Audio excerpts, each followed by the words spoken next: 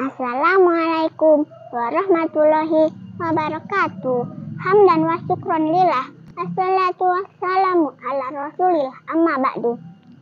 Sahabat yang dirahmati Allah, sekitar 5 tahun terakhir, kata-kata hoax sering didengar melalui pemberitaan media televisi atau media cetak. Bertepatan dengan bulan yang penuh berkah ini, saya ingin menyampaikan tentang topik perlunya tingkatan iman, jaga, kamtipnas, dan tangkal berita hoaks. Yang pertama, pentingnya pengendalian akal dan perilaku seseorang dalam menyikapi berita hoaks. Perlunya membaca dari sumber yang terpercaya, terlebih guna mewujudkan bangsa Indonesia yang berilmu dan berakhlak. Jika kita berprofesi sebagai pelajar, hendaknya tetap menjaga soliditas, menjaga persatuan dalam kesatuan bangsa, menjaga keberagaman Indonesia, karena banyak negara lain yang ingin menguasai sumber daya kita. Kan kita kaya tuh. Berita hoaks atau berita jelek bisa muncul melalui media sosial dengan menyebarkan isu tidak jelas tentang negara kita atau punya maksud radikalisme agar warga Indonesia itu mudah dipecah belah hingga terjadilah benturan satu dengan yang lain. Bangsa kita menjadi lemah dan mudah dikuasai, sehingga kita sebagai pelajar hendaknya terus belajar hingga akhir hayat, karena sejatinya ilmu yang dimiliki manusia hanya secuil, sebagaimana yang disebutkan dalam Al-Quran surat Al-Isra ayat 85.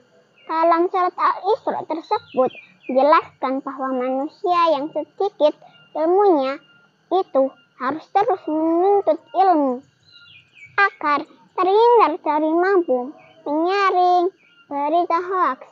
Demi terwujudnya Islam di Indonesia yang ramah dan toleran, dengan ilmu masyarakat Indonesia dapat menunjukkan pada para menyebar hoaks bahwa kecerdasan mampu mengalahkan kebodohan, dan kebodohan itu merupakan ciri-ciri orang yang kufur nikmat dengan akal yang diberikan Allah SWT.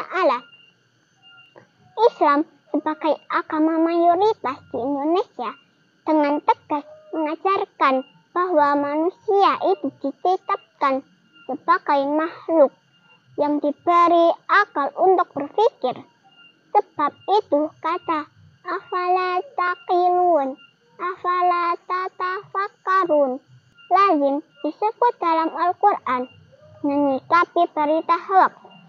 Al-Quran secara tegas disebut dalam surat Al-Hujurat ayat 6, yang artinya, hai orang-orang yang beriman, jika datang kepadamu orang fasik membawa suatu berita, maka menimpakan suatu musibah kepada suatu kaum tanpa mengetahui keadaannya, yang menyebabkan kamu menyesal perbuatanmu atas perbuatanmu itu. Demikianlah tadi putung yang dapat saya sampaikan.